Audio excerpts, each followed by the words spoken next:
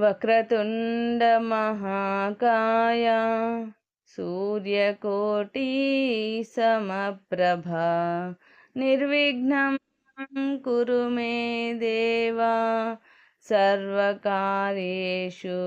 సర్వదా.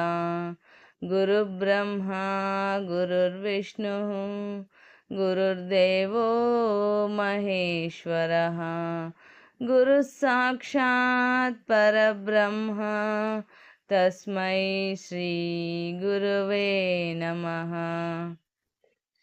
ఓం శ్రీ సాయిరామ్.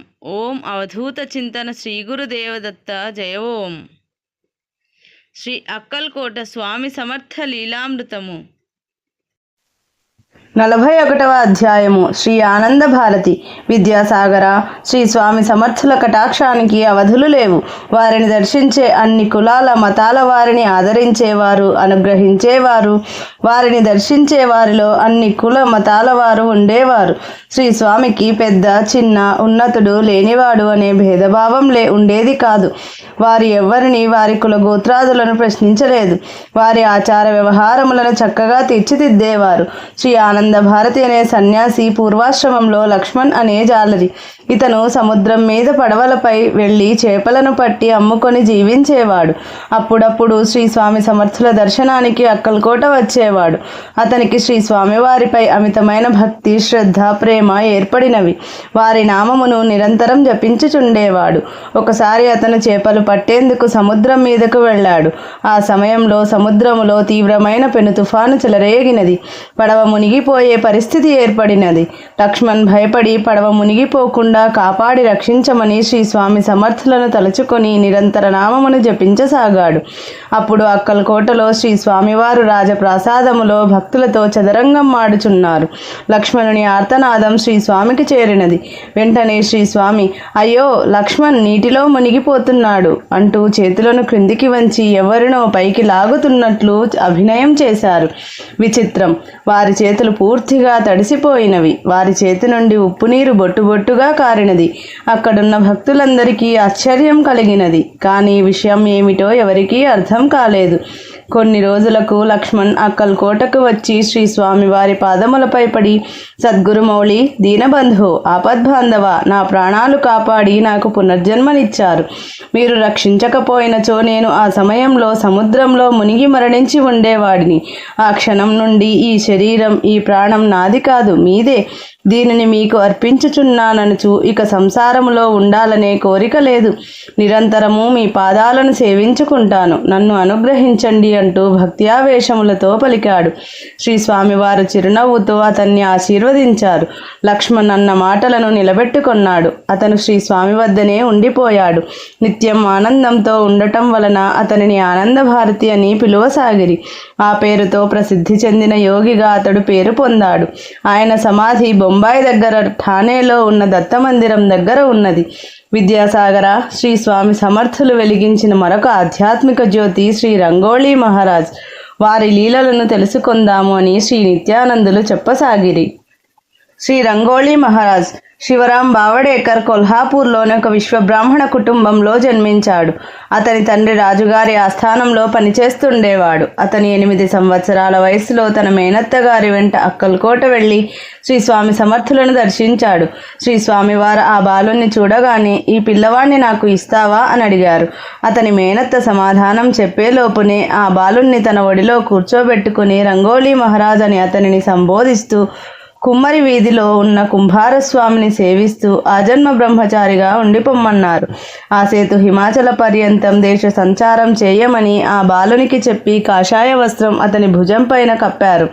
ఆ బాలునిలో పూర్వజన్మ సంస్కారం మేల్కొని సరిగ్గా శ్రీ స్వామి ఆదేశించినట్లుగా చేసి గొప్ప దివ్య శక్తులను సంపాదించాడు. కానీ నివురుగప్పిన నిప్పులాగా తన మహత్తుని ఎవరికీ తెలియనివ్వక తనలోనే దాచుకున్నారు. ఆయన ఎక్కువగా టీ, బీడీలు త్రాగేవారు. కానీ వాటి కోసం ఎవరినీ డబ్బు అడిగి తీసుకునేవారు కారు. అయాచితంగా వచ్చిన దానినే వాడుకునేవారు. ఆయన 1984వ సంవత్సరంలో షిరోడా వెళ్ళినప్పుడు అతనిని గూఢచారి అనుమానించారు. ప్రభువాస్ గోమ్కర్ అనే వర్తకుడు తన బట్టల దుకాణంలో ఆయనకు వసతి ఏర్పాటు చేశాడు. ఆయనకు బీడీ త్రాగాక దానిని ఆర్పకుండానే పారేసే వింత అలవాటు ఉండేది. ఆ బట్టల వర్తకుడు ఒకసారి ఆయనను బీడీ ఆర్పివేయమని గట్టిగా చెప్పాడు. దానికి శ్రీ రంగోలి మహారాజ్, రామా, ఆంజనేయుడు నిన్ను మంచి దెబ్బ కొడతాడు, నీ దుకాణం లేకుండా పోతుంది తెలుసుకో అని అతనితో అన్నారు. అలాగే ఒక సంవత్సరంలో అతను వర్తకంలో బాగా దివాలా తీసి తన దుకాణం మూసివేయవలసిన స్థితికి వెళ్ళాడు. శ్రీ రంగోలి బాబాకు ముగ్గులు వేయడంలో మంచి ప్రావీణ్యం ఉన్నది. చక్కగా జీవకళ ఉట్టిపడేట్లుగా, ఈశ్వర భావం కనబడేట్లు చాలా అందంగా వేసేవారు. ప్రజలు మంత్రముగ్ధులై చూస్తూ ఉండిపోయేవారు. శ్రీ స్వామి సమర్థుల అనుగ్రహంతో శ్రీ రంగోలి మహారాజ్ తన జీవితమును ధన్యతనందించుకున్నారు. విద్యాసాగర, సద్గురుమూర్తి శ్రీ స్వామి సమర్థుల అనుగ్రహంతో పూర్ణ పురుషులైన వారు ఎందరో కలరు. ప్రత్యక్షంగా పరోక్షంగా వారు సాధారణ మానవులను, సాధకులను మహనీయులుగా తీర్చిదిద్దారు.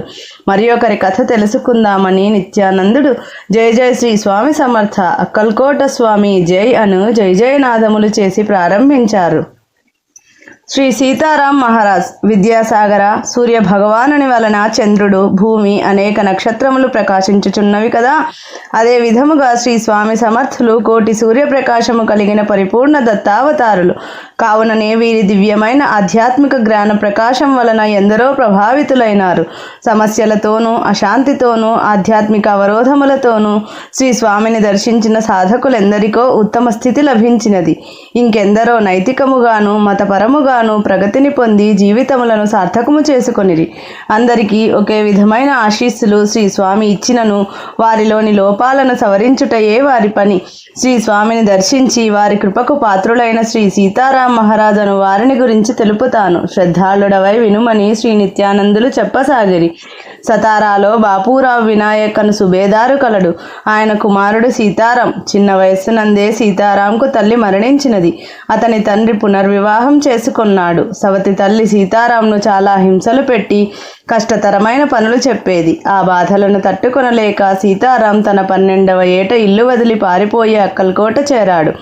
అక్కడ శ్రీ స్వామి సమర్థులను దర్శించి భక్తి భావముతో నమస్కరించాడు. శ్రీ స్వామి చిరునవ్వు నవ్వి ఆ బాలుని తలపై ప్రేమగా నిమిరారు. దానికే అతను చాలా పరవశించి మరణించిన తన తల్లిని శ్రీ స్వామిలో దర్శించాడు. శ్రీ స్వామిని ఆనాటి నుండి చాలా భక్తి శ్రద్ధలతో సేవిస్తూ కొంతకాలమునకు గొప్ప సిద్ధుడైనాడు. ఒకనాడు శ్రీ స్వామి అతన్ని చూచి మంగళవేళ వెళ్ళి అక్కడ నివసించు అని ఆజ్ఞాపించారు. అంతటా శ్రీ సీతారాం శ్రీ స్వామివారి ఆజ్ఞను శిరసావహించి మంగళవేళ వెళ్ళాడు.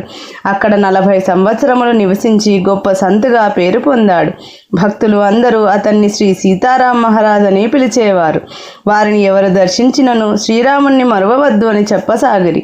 ఆయన నిత్యము మధ్యాహ్నం కరతల భిక్ష చేసేవారు. ఎవరు ఎక్కడ ఏమి పెడితే అది అక్కడే చేతిలో పెట్టించుకొని తినేవారు. భిక్ష పూర్తి అయ్యాక వారు శ్మశానమునకు వెళ్ళి ధ్యానం చేసుకునేవారు. ఆయన గొప్ప యోగి అయినను చంటి పిల్లవాని వలె ప్రవర్తించేవారు. ఆయన గురించి తెలియని వారు పిచ్చివాడనుకొని పిచ్చి సీతారాం అని పిలువసాగిరి. ఒకసారి బజారులో మామిడి పండ్లతో ఉన్న బుట్టను చూచిరి. అవి అమ్ముకొనుచున్న స్త్రీ ఆ బుట్టను వదిలి పని మీద ప్రక్కకు వెళ్ళింది. ఆయన బుట్ట దగ్గరికి వెళ్ళి అందులో ఒక మామిడి పండుని తీసుకొని తినుచుండెడి. ఇంతలో ఆ స్త్రీ వచ్చి సీతారాంను కఠినంగా తిట్టుచు కర్ర తీసుకొని కొట్టుచుండెను. శ్రీ సీతారాం తనలో తాను మామిడి పండ్లు కోరి తిని గాని దెబ్బలను కోరలేదు కదా అని అనుకున్నాడు. అటుగా వెళ్ళుచున్న ఒక పోలీసు ఆ దృశ్యమును చూచాడు. అతనికి సీతారాం ఎడల గురుభావం కలదు. వారి దగ్గరికి వెళ్ళి ఆ స్త్రీని వారించి లాఠీతో ఆమెను దబాయించబోయాడు. అతనిని వారించి శ్రీ సీతారాం, నీవు నా యందు భక్తిగల వాడవైనచో వెళ్ళి ఒక చీర రవిక తీసుకురా అన్నారు. ఆ పోలీసు శ్రీ సీతారాం నందున్న అభిమానంతో వెంటనే వెళ్ళి ఒక చక్కటి చీర రవిక తెచ్చాడు. అవి తీసుకుని శ్రీ సీతారాం, నీ ప్రియపుత్రుడు ఇస్తున్నాడు, వీటిని తీసుకో అని ఆ స్త్రీకి ఇచ్చారు. అంతటా ఆమె శ్రీ సీతారాం యొక్క ప్రేమాభిమానములకు, ఓర్పునకు ఎంతో పొంగిపోయినది. ఆమెలో ఎంతో మార్పు వచ్చి క్షమించమని వారి పాదములపై పడినది. అప్పటి నుండి ఆమె శ్రీ సీతారాం మహారాజుకు మంచి భక్తురాలు అయినది. శ్రీ సీతారాం మహారాజుకు చదువు లేదు. అయినను ఆయన దగ్గరకు వచ్చిన వారందరికీ శ్రీరాముని మరువకండి, నిత్యము ఆయనను తలచుచు ఆత్మజ్ఞానులు కండి. జ్ఞానము లేనిచో మీ జీవితం పూర్తిగా వ్యర్థము. శ్రీరాముడు ఈ విశ్వమంతటా నిండి ఉన్నాడు. నిత్యం రామనామం జపించండి. సంకీర్తనలు చెయ్యండి, పాండిత్యం కోసం ప్రాకులాడకండి అని చెప్పేవారు. శ్రీ సీతారాం మహారాజుకు తన నిర్యాణం గురించి కూడా ముందే తెలుసు. తన భక్తులతో, పిచ్చి సీతారాం, నీవు ఇంక వెళ్ళాలి అని చెప్పారు. పండరీపురమునకు 9 మైళ్ళ దూరంలోనున్న కరడి అనే గ్రామం చేరారు. అక్కడే ఆయన సమాధి అయ్యారు. ఇది పండరీపురం నుండి మీరజ్కు వెళ్ళు దారిలో ఉన్నది. నేటికి ఎందరో శ్రీ సీతారాం మహారాజ్ సమాధిని దర్శించి ఆయన కృపను పొందుచున్నారు. శ్రీ స్వామి సమర్థుని కృపా కటాక్షం వలన ఒక సాధారణ మానవుడు కూడా మహాయోగి అయ్యాడు. ఇది విద్యాసాగర శ్రీ నిత్యానంద యోగి సంవాద రూపమున శ్రీ దత్తాత్రేయ సంప్రదాయ శిష్య పరంపరలోని శ్రీ శ్రీ శ్రీ స్వామి విఠలానంద సరస్వతి మహారాజు విరచిత శ్రీ అక్కల్కోట స్వామి సమర్థ లీలామృతము 41వ అధ్యాయము సంపూర్ణం.